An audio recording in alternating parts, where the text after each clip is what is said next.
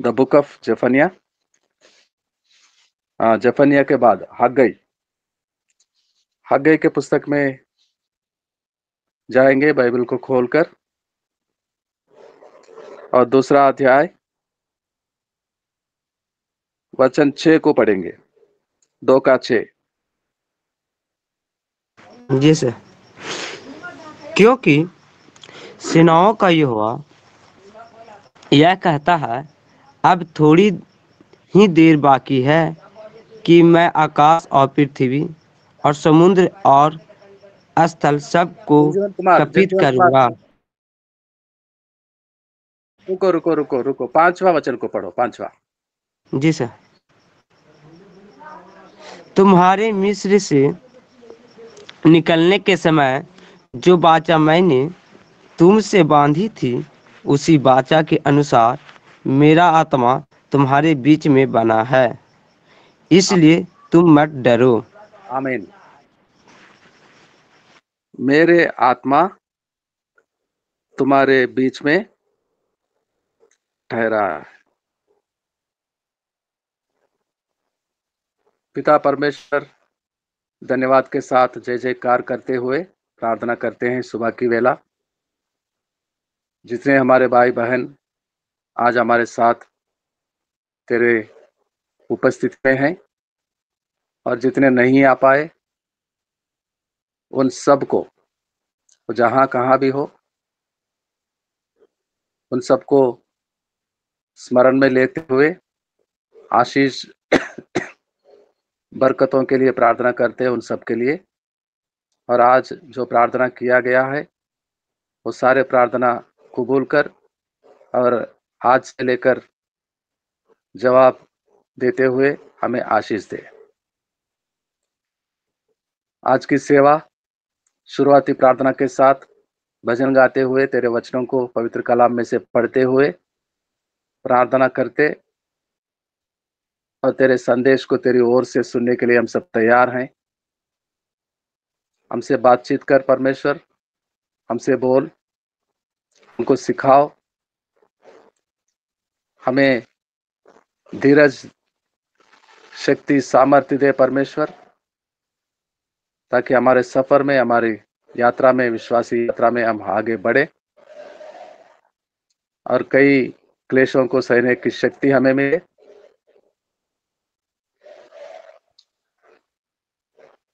तेरी आत्मा हमारे बीच में है। वचन कहता है तेरा आत्मा हमारे बीच में है, और हम नहीं डरे, नहीं भयभीत हो। धन्यवाद के साथ छोटी सी प्रार्थना मांगते हैं यीशु मसीह के शक्तिशाली और पवित्र नाम में, आमीन। मैं जब मिस्र देश में से छुड़ा के लाया था, एक वाचा बांधा था मैं, और वो वाचा के अनुसार, वो वाचा भी तुम्हारे साथ है, और मेरे आत्मा तुम्हारे बीच में है। God is called covenant God. वाचा बांधता है, वाचा देता है, निभाता है, पूरा करता है, और जब तक उसका वाचा पूरा नहीं होता, वो साथ नहीं छोड़ता, वो साथ साथ संग संग रहता है। ऊपर का वचन को भी पढ़ेंगे जगजीवन कुमार, चौथा वचन जी को भी सर। पढ़ेंगे। चौथा।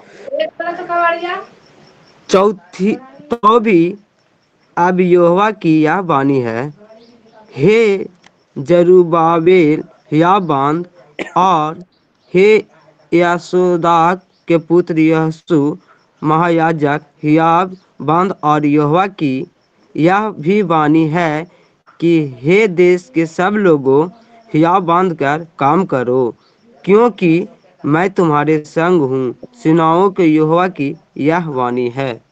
क्योंकि वो सेनाओं का यहोवा जो वाचा करता है, निभाने के लिए संग साथ रहता है। क्योंकि उसकी वाचा उसने दिया है, पूरा करने पर है वो। तो वाचा पूरा करने के लिए उनके साथ जाना होगा, सेनाओं के यहोवा को,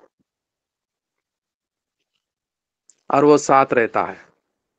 और जहां वो संग रहता है, जिन लोगों के साथ जाता है, उनके बीच में उसका आत्मा होता है, उसका आत्मा।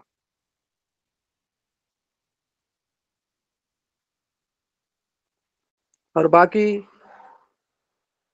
जिनके लिए वाचा दिया गया, उनके साथ वो खुद सेनाओं का यहोवा जाता है, संग रहता है, और उनके बीच में उसका आत्मा रहता है। और जिनके लिए वाचा नहीं किया गया, और सारे कई अन्य जातियों के मनुष्य, उनमें उसका आत्मा नहीं है। उनमें उसका आत्मा नहीं है,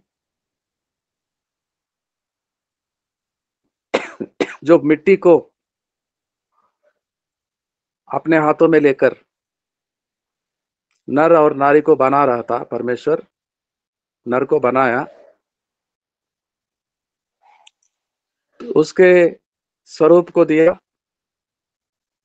और उसके श्वास से भर दिया, और वो नर जीवित आत्मा हो गया। उत्पत्ति का 2:8, उत्पत्ति का पुस्तक 2:8, उत्पत्ति का पुस्तक 2:8 वचन। जी सर। और यहोवा परमेश्वर ने पूर्व की ओर अदन में एक वाटिका लगाई और वहाँ आदम को जिसे उसने रचा था रख दिया। कौन सा वचन पढ़ रहे हैं जगजीवन कुमार? उत्पत्ति 2:8 से। 8 ही पढ़ना, 7 नहीं, 9 नहीं। जो बोला जाता नहीं, है वचन को पढ़ना। आप पढ़ो, 8 ही वचन को पढ़े हैं सर। पढ़ो पढ़ो। और यहोवा परमेश्वर ने पूर्व की ओर अदन में एक वाटिका लगाई और वहाँ आदम को जिसे उसने रचा था रख दिया। और अभी तीसरा अध्याय में पढ़ेंगे उत्पत्ति का। तीसरे अध्याय में उत्पत्ति का कितना सर? या एक मिनट देखने दो। 8वां वचन, 3:8। जी सर। 3:7। जी सर। तब उन दोनों की आंखें खुल गई और उनको मालूम हुआ कि वे नंगे हैं, इसलिए उन्होंने अंजीर के पत्ते जोड़ जोड़ कर लंगोट बना लिए। रुक जाओ। 2:7 ही पढ़ो, 2:7। जी सर। तब परमेश्वर ने तब यहोवा परमेश्वर ने आदम को भूमि की मिट्टी से रचा और उसके नथनों में जीवन का श्वास फूंक दिया और आदम जीवित प्राणी बन गया। अन्य भाषाओं में ट्रांसलेशन किया गया है, जीवित आत्मा बन गया। अन्य भाषाओं में तो यहाँ थोड़ा क्लैरिटी नहीं है, जीवित प्राणी बन गया। सारे मनुष्यों में परमेश्वर की आत्मा बसा हुआ होता है। जाति जाति के कई प्रकार के भाषा बोलने वाले, देश विदेशों में, संसार भर में रहने वाले। अय्यूब का पुस्तक 12:10। अय्यूब का पुस्तक 12:10।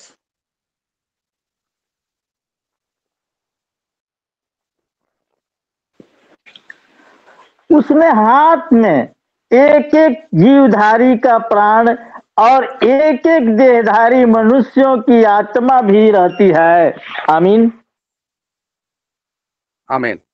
तो परमेश्वर ने सृष्टि की रचना कर रहे थे। नर को बनाने से पहले, मनुष्य को बनाने से पहले, सारे जंतु जानवर, पशु पक्षी, समुद्र, पानी में मछलियां, सब प्राणियों को बनाया। उनके अंदर प्राण होता है आज भी, लेकिन मनुष्यों के अंदर उसका आत्मा, जंतु जानवर पशु पक्षियों में आत्मा नहीं होता। वो जीते हैं, प्राणी होते हैं, प्राण है उसमें उनमें, लेकिन मनुष्यों में शरीर भी है, प्राण भी है और प्रभु का आत्मा भी, परमेश्वर का आत्मा सब लोगों में है। और इस्राएली लोगों से परमेश्वर की भविष्यवाणी की जा रही है। हग्गई कहता है, या बांधना, भयभीत नहीं होना, मैंने वाचा किया पूरा करूंगा, और जब तक पूरा नहीं करूंगा मैं संग रहूंगा, साथ साथ जाऊंगा, और मेरा आत्मा तुम्हारे बीच में है। ये कौन सा आत्मा? सारे मनुष्यों में सृष्टि रचने वाले परमेश्वर, उसका आत्मा होता है सब में, और इस इस्राएलियों के बीच में अलग से उसकी आत्मा बसा हुआ रहता है। तो परमेश्वर जब मनुष्य को बनाया, सब में अपना आत्मा को रखा, सब में रखा। हम नीति वचन में जाते हैं, एक वचन को पढ़ेंगे। नीति वचन में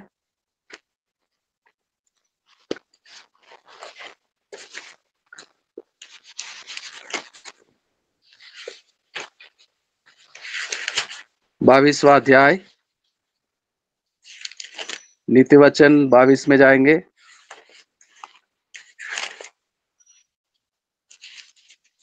एक मिनट।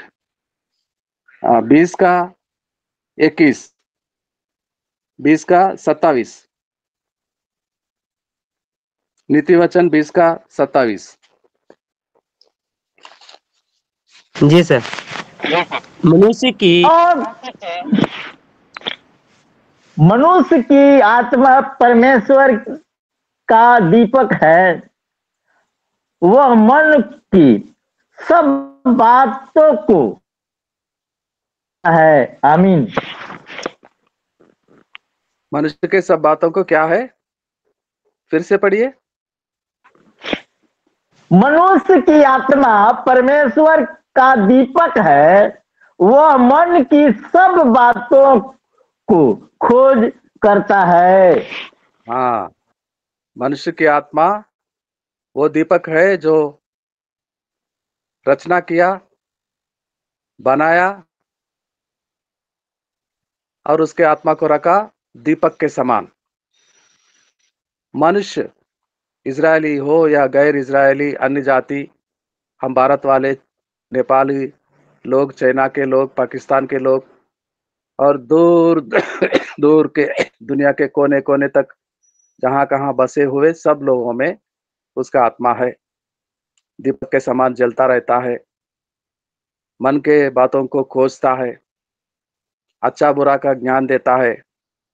वो बोलता है बुरा काम करते समय ये नहीं करना, ये बुरा काम है, ये नहीं करना। मालूम होता है,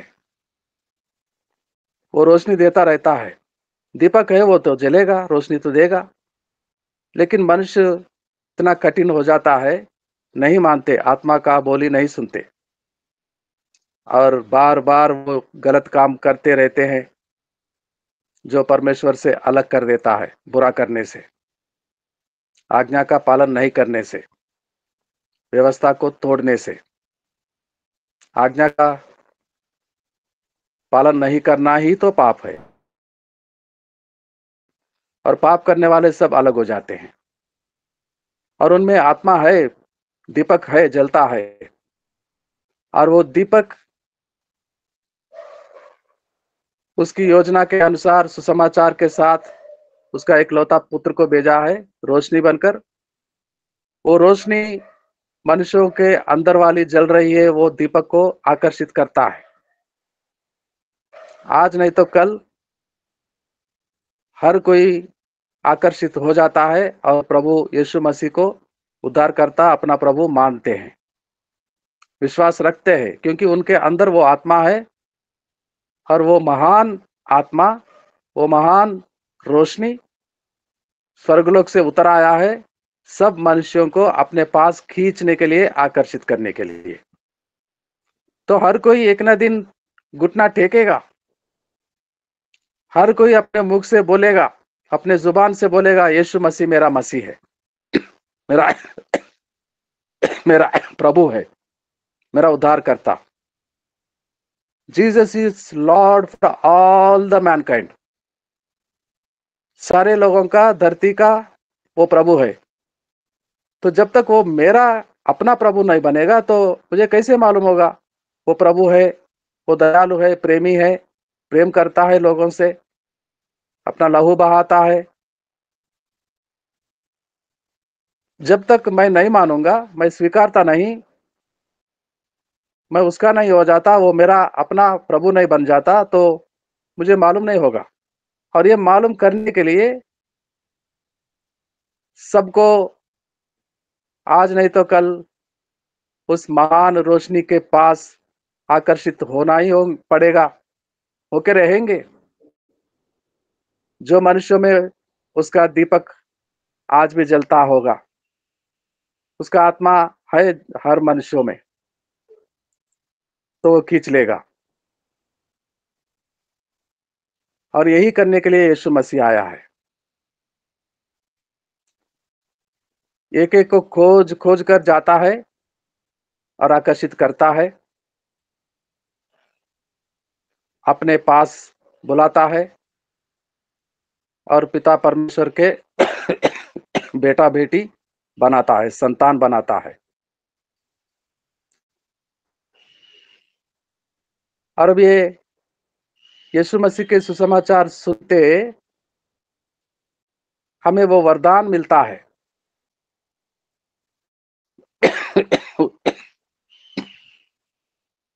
पवित्र आत्मा को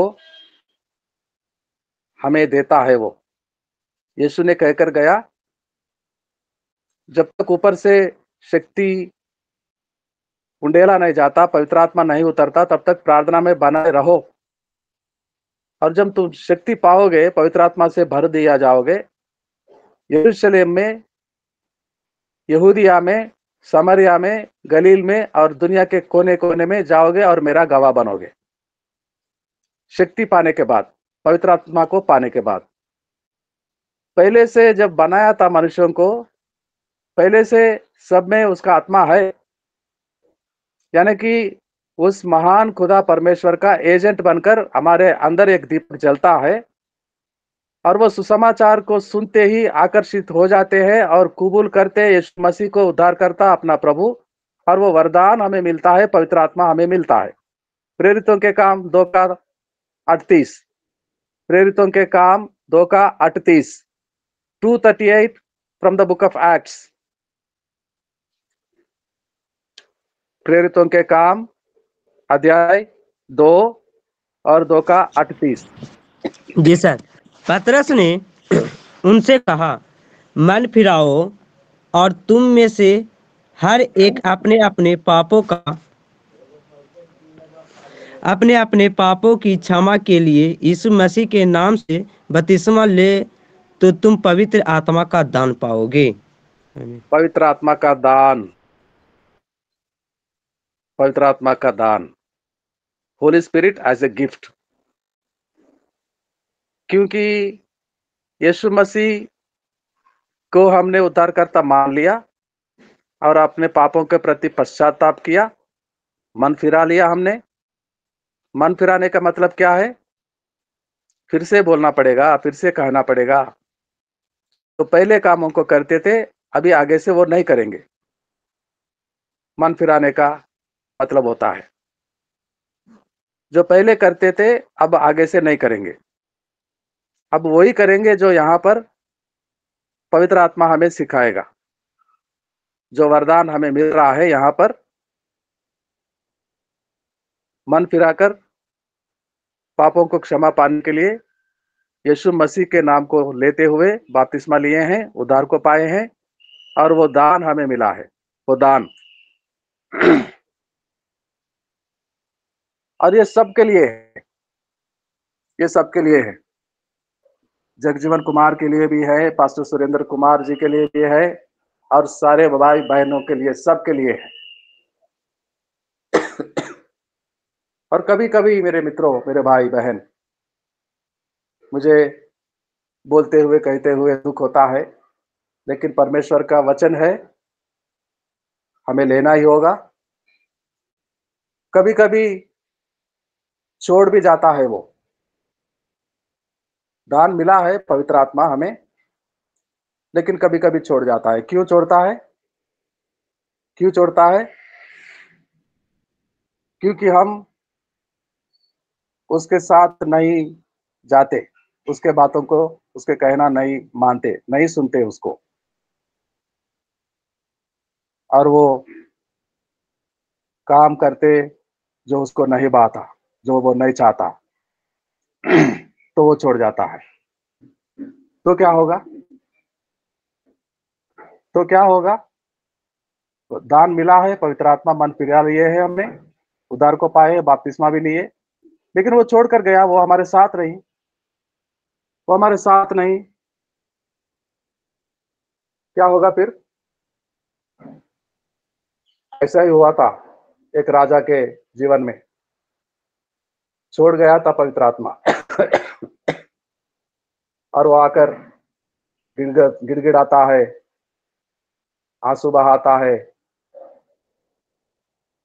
खुदा के चरणों पर आके पश्चाताप करता है और प्रार्थना करता है। भजन संहिता 51, भजन संहिता 51 और 11 वचन, 51 का 11।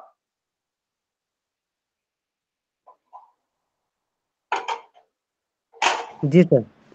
मुझे अपने सामने से न निकाल दे और अपने पवित्र आत्मा को मुझसे अलग ना कर। और आगे पढ़ते हैं उसी अध्याय में, मुझे तेरी पवित्र आत्मा से फिर से भर दे। मैं फिसल गया हूं, मैं भटक गया हूं, मैं गलत काम को किया हूं, लेकिन मैं क्षमा चाहता हूं, पश्चाताप करता हूं। मुझे तेरी आत्मा से अलग नहीं करना, वापस तेरी आत्मा से भरना। एक और, एक ही, ओनली वंस, एक और मौका मिलता है, बार बार नहीं, बार बार नहीं। सब लोग बोलते हैं कि रोटी तोड़ते हैं, प्रभु भोज के पास आते हैं, सारे गुनाहों का क्षमा मांगते हैं, जाते हैं, फिर से वही काम करने लगते हैं जो नहीं करना चाहिए।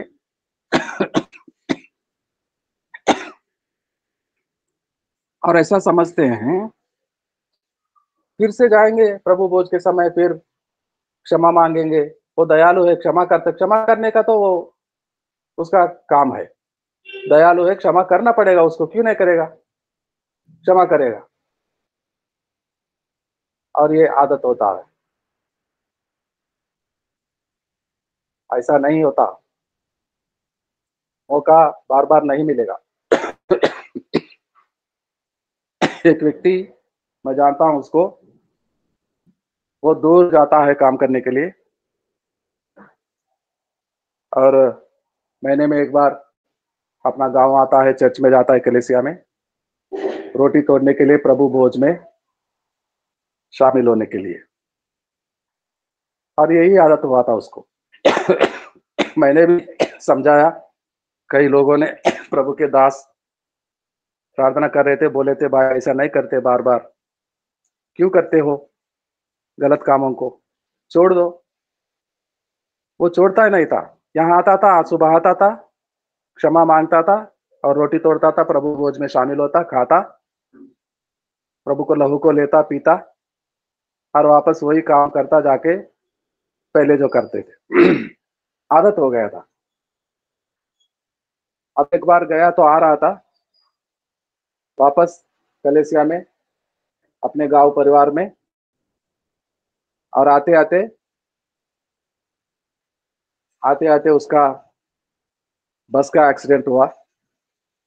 ड्राइवर वाले लेफ्ट साइड के बगल में फर्स्ट सीट में बैठा था वो और वो लेफ्ट साइड का ही एक्सीडेंट हुआ। ड्राइवर बच गया, लेकिन ये आदमी टुकड़े टुकड़े हो गया। फिर से जाके क्षमा मांगते हुए, प्रार्थना करते हुए रोटी तोड़ने का अवसर नहीं मिला, प्रभु भोज में शामिल होने का अवसर नहीं मिला, पश्चाताप करने का समय नहीं मिला। कौन गारंटी दे सकता है? प्रभु क्षमा करेगा, क्यों नहीं करेगा बोलते हैं। हाँ करेगा, लेकिन समय पूरा हो गया तो क्या करोगे? समय पूरा हो गया तो क्या करोगे?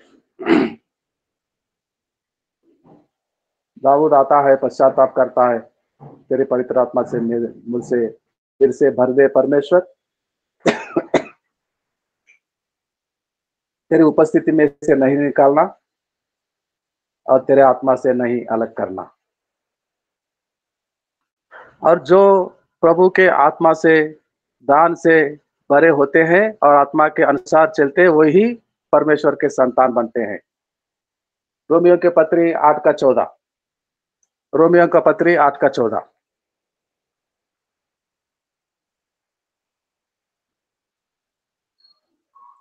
रोमियो के जी पत्री सर। 8:14। इसलिए कि जितने लोग परमेश्वर के आत्मा के चलाए चलते हैं, वे ही परमेश्वर के पुत्र हैं। अगर पवित्र आत्मा से अलग हो जाते हैं तो क्या होते हैं? परमेश्वर के संतान तो नहीं, परमेश्वर के विरोधी होते हैं। परमेश्वर का विरोधी शैतान, शैतान बन जाते हैं परमेश्वर के आत्मा से अलग हो जाने से। और पवित्र आत्मा के साथ जो चलते हैं वही परमेश्वर की संतान बनते हैं, वही अनंत जीवन में प्रवेश करते हैं, वही सदा के लिए यीशु के साथ, यीशु जहां रहता है उसके साथ रहते हैं। और उन लोगों को उठाने के लिए ही वो आ रहा है। यीशु मसीह जहां वो रहता है, पवित्र आत्मा के साथ चलने वालों को, कलीसिया को, हम लोगों को ले जाता है सदा के लिए। जैसा वो अपने पिता के साथ रहता है, पिता के घर में, हमें उसके साथ रखने के लिए, ले जाने के लिए वापस आ रहा है। तो पवित्र आत्मा से अलग होना अपने आप को जानते हुए भी नाश करना, फिर बचने का समय नहीं मिल सकता है, फिर पश्चाताप करने का समय नहीं मिलता है। दाऊद को मिला था एक बार, एक मौका, बार बार नहीं मिलता। एक बार एक अवसर, दयालु परमेश्वर है, प्रेमी परमेश्वर एक मौका जरूर देता है। हो सकता है कईयों के जीवन में एक मौका पहले से हुआ होगा, पवित्र आत्मा को दुखी दिए होंगे, पश्चाताप किए होंगे, वो क्षमा भी किया होगा, एक मौका पूरा हो गया होगा कईयों को, और बार बार अभी दूसरा मौका नहीं मिलेगा।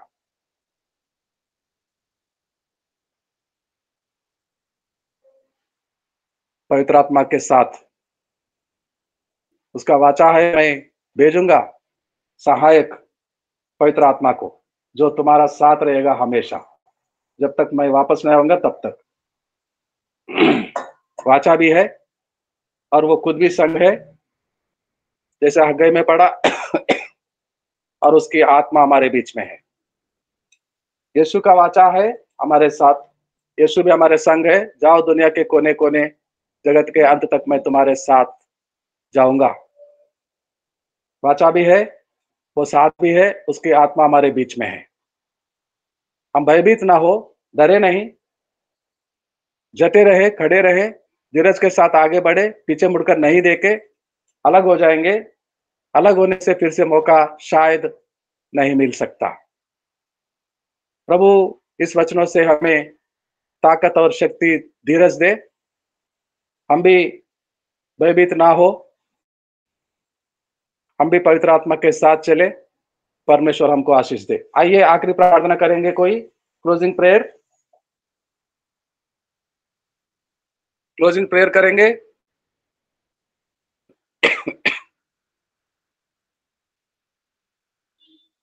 बलराम जी रोहतक वाले। सुरेंद्र कुमार जी आप करेंगे? सुरेंद्र कुमार जी, पास्टर सुरेंद्र कुमार। जी सर।